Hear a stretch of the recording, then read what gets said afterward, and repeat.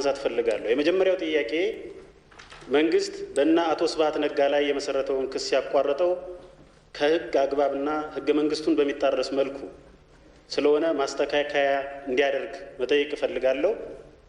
የተከበራቸው የምክር ቤት አባላትና ክቡር ጠቅላይ ሚኒስትሩ የተሻለ ግንዛቤ መፍጠር ይቻል ዘንድ ማብራሪያዬን እንደሚከተለውም አቀርባለሁ።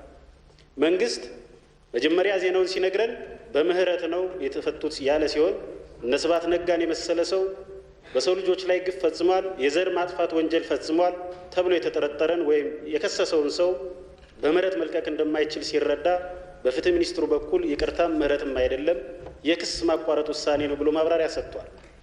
ስለ ተከሳሾቹ የግል ሁኔታ መንግስት ቀደም ብሎ ከገለጸው ጋር በሚጋጭ መልኩ ትክክለኛ የማይመስሉ ነገሮችን የነገረን ሲሆን ዋናው ነገር እሱ ባለመሆኑ ወደ ቁም ነገሩ ገባለሁ። መንግስት የሰራውን አገር ያወቀውን ፀሐይ የሞቀውን ስህተት ለማረም እድል አለ። ይህንንም እድል ለመስጠት ነው ክቡር ጠቅላይ ሚኒስትሩን የምጠይቀው። እነዚህ ሰዎች እኔ በመወክለው የአማራ ህዝብ ተደራጅተው ያደረሱበትን ህልቆ መሳፈርት የሌለውን ሰብአዊ እና ቁሳዊ ጉዳት እንዲሁም የህሊና መጎሳቆል ለመዘርዘር በቂ ጊዜ የለኝም።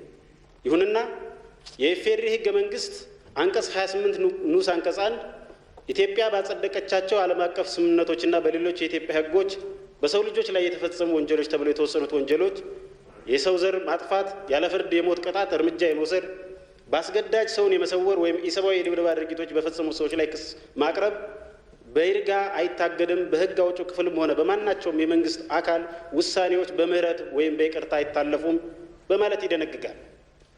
እንዲሁም በንዑስ አንቀጽ 2 ስር ከዚህ በላይ የተደነገገው እንደተጠበቀ ሆኖ በዚህ አንቀጽ ንዑስ አንቀጽ 1 የተጠቀሱት ወንጀሎች ፈጽሞ የሞት ፍርድ ለተፈረደባቸው ሰዎች ርዕሰ ብሔሩ ሞት ቅጣቱን ወደ ዕድሜ ልክ ጽኑ እስራት እንደሚያሻሽለው ይገልጻል።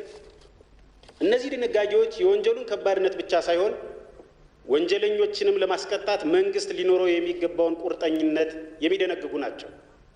የክስ ማቋረጡ የህግ ድጋፍ የሌለው ስለመሆኑ ጥቂት አብነቶችን ብቻ ላንሳ። አንደኛ፣ ምናልባትም የተከበረው ምክር ቤት የህገ መንግስቱን ድንጋጌ እንድምታ ጭምር መረዳት እንዲችል የዚህን ድንጋጌ ልደት መቼት መግለጽ ያስፈልገኛል። የኢፌዴሪ ህገ መንግስት የተረቀቀው በሰው ልጆች ላይ ከባድ ግፍ ፈጽመዋል ተብለው የቀድሞ የደርግ መንግስት ከፍተኛ ባለስልጣናት በስር ላይ በነበሩበት መሆኑን ልብ ይሏል። በዚህ አንቀጽ ላይ ውይይት ያደረጉት የህገ መንግስት ኮሚሽን አባላት ዋና አሳሳቢ ነገራቸው እነዚህን ወንጀሎች የፈጸመ ሰው በማናቸውም መልኩ ከቅጣት እንዳያመልጥ ነው። ስለሆነም ወንጀሉን የፈጸመ ሰው ተግባሩን ከፈጸመ በኋላ ከቦታው ቢሰወርም በይርጋ አይታገድም፣ ማንም ባለስልጣን ምንም ሊያደርግለት አይችልም በማለት ግልጽ የህግ አውጪውንና አስፈጻሚውን ስልጣን ገድበዋል። ተጠርጣሪው ወይም ተከሳሹ ጉዳዩ በፍርድ ሂደት ማለፉን ግዴታ በማድረጋቸው ነው ይህንን ድንጋጌ የደነገጉት። ህገ መንግስቱ እስከሚጸድቅ ድረስ የነባሩ ስነ ስርዓት ህግ ክስን ስለማንሳት የሚደነግገው አንቀጽ 122 ንዑስ አንቀጽ 1 እና 2 በማዕከላዊ መንግስቱ ጠቅላይ አቃቢ ህግ ማቋቋሚያ አዋጅ ቁጥር 39/1985 አንቀጽ 24ም ተሽሯል። ሁለተኛ፣ በዚህ የህገ መንግስቱ ድንጋጌ ላይ ውይይት በሚደረግበት ጊዜ በዋናነት ውይይት የተደረገው ርዕሰ ብሔሩ የሞቱን ፍርድ ወደ ዕድሜ ልክ ጽኑ እስራት መለወጥ ስልጣን ሊኖራቸው ይገባል ወይስ አይገባም በሚል ሆኖ ይህን አላግባብ በር እንዳይከፍት ብለው ከፍተኛ ተቃውሞ ያነሱት የድንጋጌውንም ይዘት አሁን ያለውን መልክ እንዲይዝ ጠንክረው የተከራከሩት በወቅቱ አጠራር ከክልል 1 የመጡ ወኪሎች ነበሩ። በአሁኑ የትግራይ ክልል ማለት ነው። ይህንን የመሰለውን የህገ መንግስት ድንጋጌ የጠቅላይ አቃቢ ህግ ማቋቋሚያ አዋጅ ቁጥር 943/2008 አንቀጽ 6(3)(ሀ) ድንጋጌ ሊሽረው እንደማይችል ግልጽ ነው። ስለዚህ በሌለው ስልጣን የፍትህ ሚኒስቴር የደረሰበት የክስ ማቋረጥ ውሳኔ ህገ መንግስቱን የሚጣረስ ስለሆነና ይህ ምክር ቤትም በአዋጅ ቁጥር 943/2008 መሰረት ይህን የመሰለ ስልጣን ለፍትህ ሚኒስቴር የመስጠት ህገ መንግስታዊ ስልጣን ስለሌለው የሰጠውን ክስ ማቋረጥ ውሳኔ በመሻር ክሱን እንዲቀጥል እንዲያደርግ ጠይቃለሁ። የተከበረው ምክር ቤት ያቀረብኩትን የሀቅ የፍትህና የሞራል ጥያቄ ህጋዊነት መርምሮ ክቡር ጠቅላይ ሚኒስትር ካቢኔያቸው ያሳለፉትን ውሳኔያቸው በመሻር እንዲቀጥል እንዲያደርግ እየጠየቁ እኔ የምወክለው ታላቁ የአማራ ህዝብ በዚህ ላይ የክቡር ጠቅላይ ሚኒስትሩን ማብራሪያ በጉጉት እየጠበቀ በመሆኑ ክቡር ጠቅላይ ሚኒስትር ማብራሪያ እንዲሰጡበት ጠይቃለሁ። ሁለተኛ፣ በኢትዮጵያ መንግስትና አሸባሪው ትነግ መካከል ድርድር እየተካሄደ ስለመሆኑ በተለያዩ ሚዲያዎች እየሰማን ነው። ምን ያህል እውነት ነው? እውነት ከሆነስ ማን ከማን ጋር ነው እየተደራደረ ያለው? በማን አደራዳሪነት? ትነግ በተከበረው ምክር ቤት አሸባሪ ተብሎ ተፈርጆ የተፈረጀ ከመሆኑ አንፃር መንግስት የሚያደርገው ድርድር ህጋዊነቱ እንዴት ይታያል? የድርድሩ ማህበራዊ ህጋዊና ሞራላዊ ቅቡልነት የሚረጋገጠው ድርድሩ ግልጽና አሳታፊ ሲሆን ከዚህ አንፃር ድርድሩ በኢትዮጵያ ህዝብ በተለይም ቀጥተኛ ተጎጂ በሆኑት የአፋርና የአማራ ህዝብ ዘንድ የሚያሳድረው ስሜቱ ተጢኗል ወይ?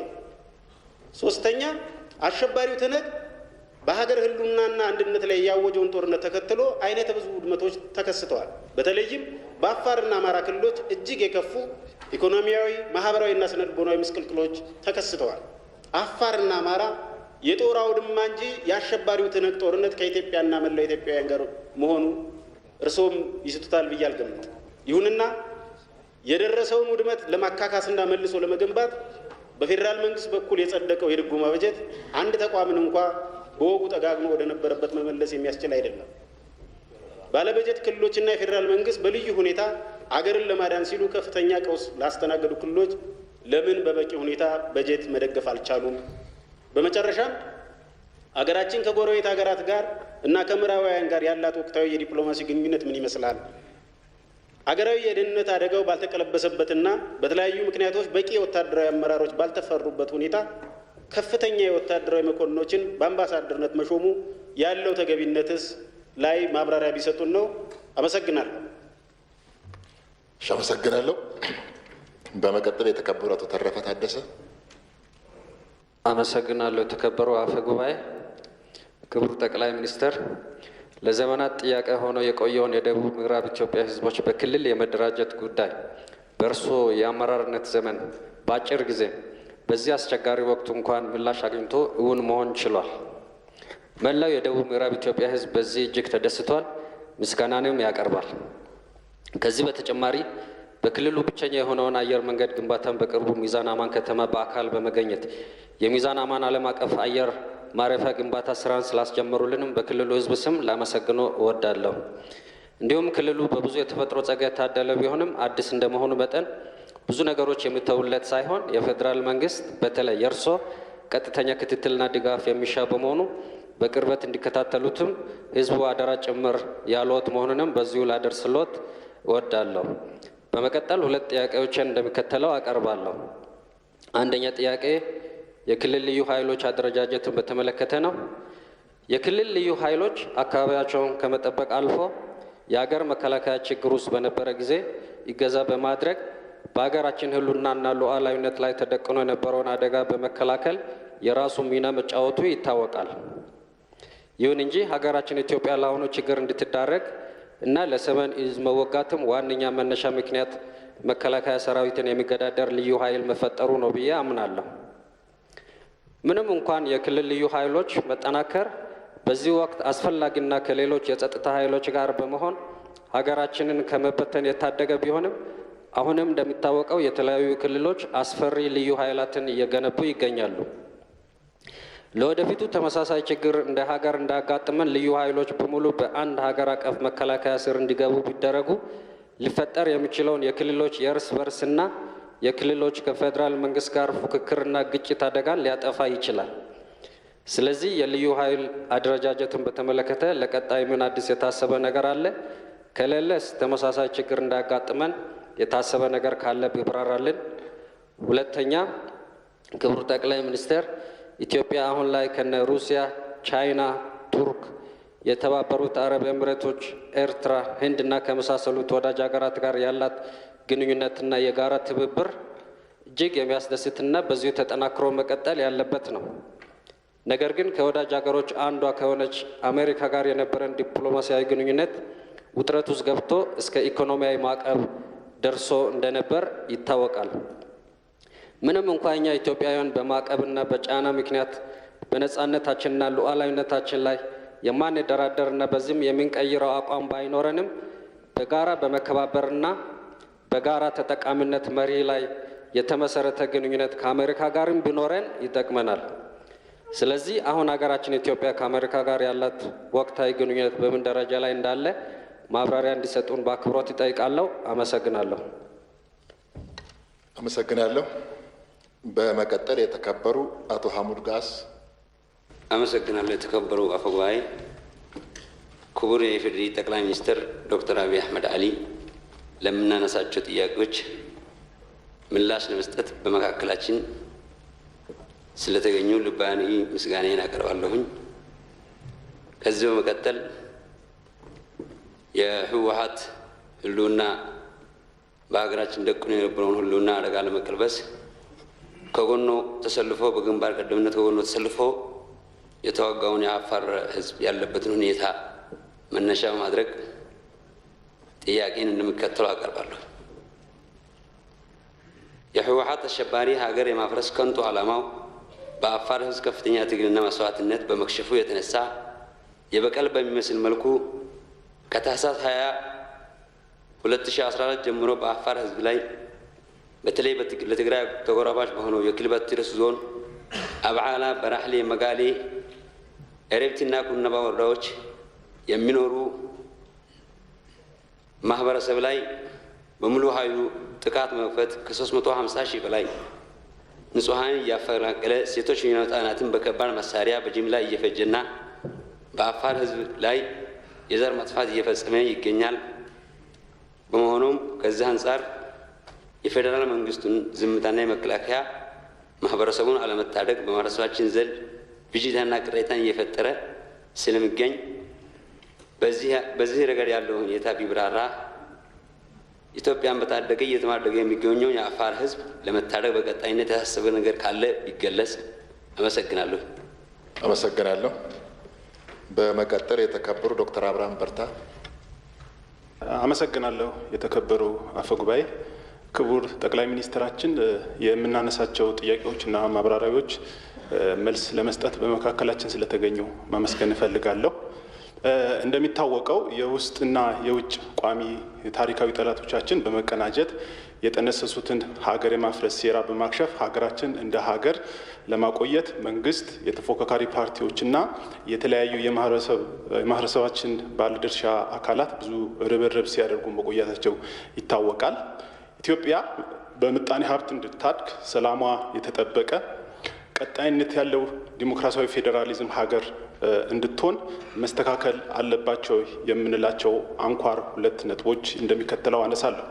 አንደኛ፣ በአንድ ወቅት ክቡር ጠቅላይ ሚኒስትራችን አሁን የምናካሄደው ሪቮሉሽን ሳይሆን ሪፎርም ነው ብለው መግለጻቸው ይታወሳል። በወቅቱ አብዛኛው ኢትዮጵያዊ በደስታ ተቀብሎታል። ነገር ግን አብዛኛው የመንግስት መዋቅር በአስተሳሰብም ሆነ በአሰራር አሁንም ከህወሓት አሰራር የተለየ ነገር የለም።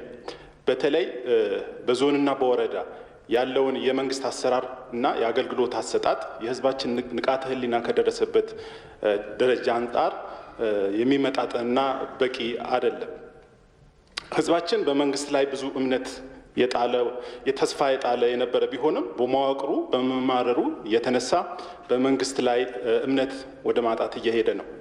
ለውጥ ሲባል የነበረው ከፌዴራል እስከ ወረዳ ድረስ መች ነው እውነተኛና ተቋማዊ የሚሆነው? ሁለተኛ፣ ባለፈው 27 ዓመታት የሀገራችን ዲፕሎማሲ ለመምራት በዲፕሎማትነት የሚመደቡ ሰዎች የትምህርት ዝግጅታቸውም ሆነ የስራ ልምድ የሌላቸው ከመሆናቸው የተነሳ የሀገራችን በዲፕሎማሲ ረገድ ዝቅተኛ ውጤት አስመዝግባለች። ከዲፕሎማቶቻችን ይልቅ የኢትዮጵያዊና ትውልድ ኢትዮጵያውያን ዲያስፖራዎች ዲፕሎማሲውን ለማገዝ የፈጠሩት ጉልህ ተጽዕኖ ጠላቶቻችን አንገት አስደፍተዋል። ሰሞኑ የተደረገው የዲፕሎማቶች ሹመት ያለፉትን የአሰራር ስህተቶች ያላረመ እና ለባለስልጣናት የስራ መደብ መጦሪያ በሚመስል መልኩ የተካሄደ ይመስላል። ይህን ከመሰል አዙሪት እንዴት እንደምንወጣ እና በምን መስፈርት ምደባዎቹ እንደተካሄዱ ማብራሪያ ቢሰጡ ብላለሁ። አመሰግናለሁ። አመሰግናለሁ። በመቀጠል የተከበሩ ኡስታዝ ካሚል ሸምሱ። አመሰግናለሁኝ። የተከበሩ አፈጉባኤ፣ ክቡር ጠቅላይ ሚኒስትር 3 ታላላቅ ድሎችን በጉልህ ሁኔታ አሳክቶ ዛሬ ከምክር ቤቱ ለሚነሱ ጥያቄዎች ምላሽ ለመስጠት በመምጣቱ እንኳን በሰላም መጡ። ታላላቅ ሉዓላዊነትን የማስከበር ድል 35ኛውን የአፍሪካ ህብረት የመሪዎች ጉባኤን በስኬት አጠናቀን የአባይ ግድብን የመጀመሪያ ምዕራፍ ኤሌክትሪክ የማመንጨት ስራን አስጀምረን ዛሬ እዚህ ቦታ ላይ በመገኘታችን አልሐምዱሊላህ ላለሁኝ። በመቀጠል ጥያቄን እንደሚከተለው አቀርባለሁኝ። እንደሚታወቀው ኢትዮጵያ ሀገራችን ከሌሎች ሀገራት ያላትን ዲፕሎማሲ ከጊዜ ወደ ጊዜ ለማሻሻልና ዲፕሎማሲውም የሀገራትን የጋራ ጥቅም ያስጠበቀ እንዲሁም የሀገሩን ክብርና ሉዓላዊነትን በጠበቀ መልኩ እንዲጎለብት ጥረቶች እየተደረጉ ይገኛሉ። ሆኖም ግን ከቅርብ ጊዜያት ወዲህ የሀገራትን የፖለቲካ አስተላለፍ በመከተል ወዳጅ የነበሩ ሀገራት ጎራቸውን የቀየሩበት ሁኔታዎች ይስተዋላሉ።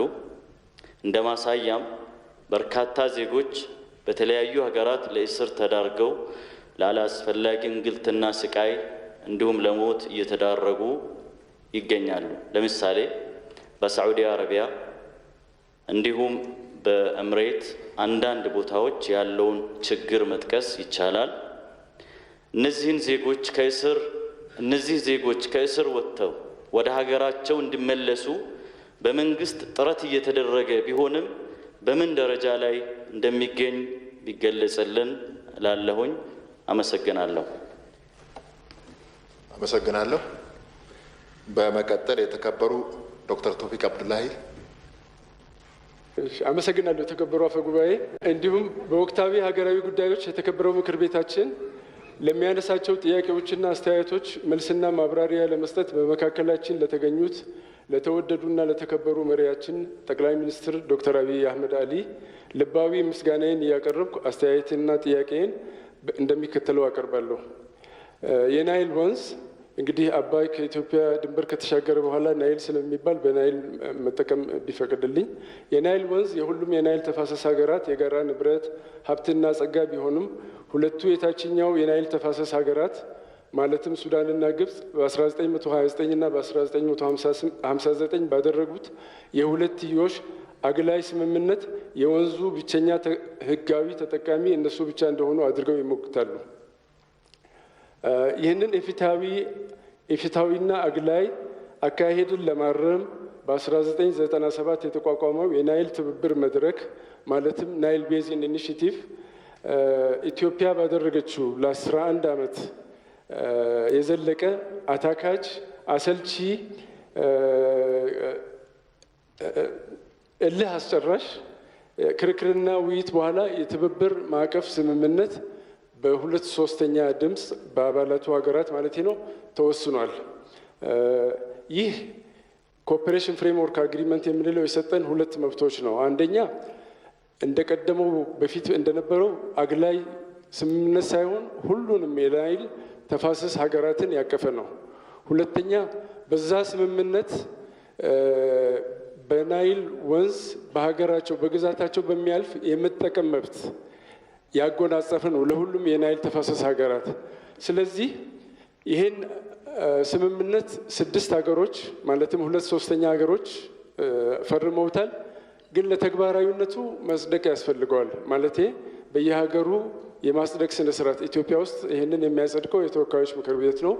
በኡጋንዳ ለምሳሌ የሚኒስትሮች ምክር ቤት ነው። እና ይሄ ውሳኔ ከተወሰነ ከጸደቀ ሊያከራክረን የሚችለው የውሃ የክፍፍል ጉዳይ ይቆማል ማለት ነው እና አሁን በሶስትዮሽ በምናደርገው የታላቁ ህዳሴ ግንባታ በዚህ በኮኦፐሬሽን ፍሬምወርክ አግሪመንት ያጡትን የፍትሃዊ የውሃ ሌሎችን የማግለል እያነሱብን እየሞጎቱን ነው ያለው እና የእኛ ትኩረት የእኛ መንግስት ትኩረት መሆን ያለበት ኮኦፐሬሽን ፍሬምወርኩ በተቀሩት የናይል ተፋሰስ ሀገራት እንዲጸድቅና ወደ ስራ እንድንገባ በየጊዜው የሚሞጉትን ነገሮችም የሚቆምበት ሁኔታ ነውና በዚህ በኩል ምን እያደረግን እንደሆነ ማብራሪያ ቢሰጠን።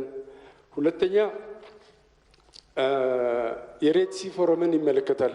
የሬድ ሲ ፎረም በ2020 በ8 ሀገራት መካከል የተፈረመ ማለቴ የቀይ ባህር አካባቢ ሀገራት የተመሰረተ ድርጅት ነው። 3 የኤዥያ ሀገሮች ማለትም ሳውዲ፣ የመን፣ ጆርዳን፣ ከአፍሪካ ደግሞ ግብጽ፣ ኤርትራ፣ ሱዳን፣ ጅቡቲ፣ ሶማሊያ ያሉበት ነው እና ይህ የተቋቋመው እንግዲህ እንደምናውቀው የቀይ ባህር አካባቢ ለኢኮኖሚ ምን ያክል ጠቀሜታ እንዳለው እናውቃለን።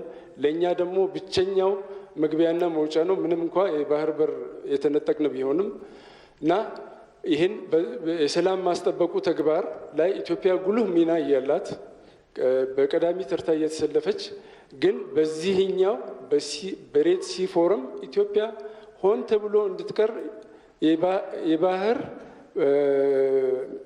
ያላቸው ሀገሮች ብቻ ነው የተፈቀደው እና እኛ ማስተባበር እኛስ ምን እያደረግን ነው? ምክንያቱም ከነዛ ውስጥ ከአምስቱ ውስጥ 4ቱ የኢጋድ ሀገር አባላት ናቸው እና አቋማችንን ማጠንከር የምንችልበት መብታችንን ማስከበር የምንችልበት ይህ አግላይነት አካሄድ ማስቆም የምንችልበት መቀነስ የምንችልበት ነገሮች ምን እየተደረገ ነው እና በእነዚህ በሁለቱ ጥያቄዎች ላይ ነው።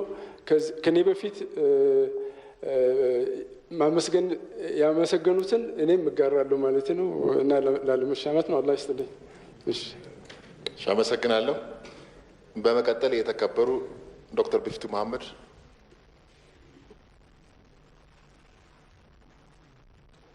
አመሰግናለሁ። የተከበሩ አፈ ጉባኤ፣ የተከበሩ ጠቅላይ ሚኒስትር ዶክተር አብይ አህመድ አሊ በመካከላችን ተገኝተው ለምናነሳቸው ጥያቄዎች ምላሽ ለመስጠት በመገኘቱ ከልባዊ ምስጋናዬን አቀርባለሁ።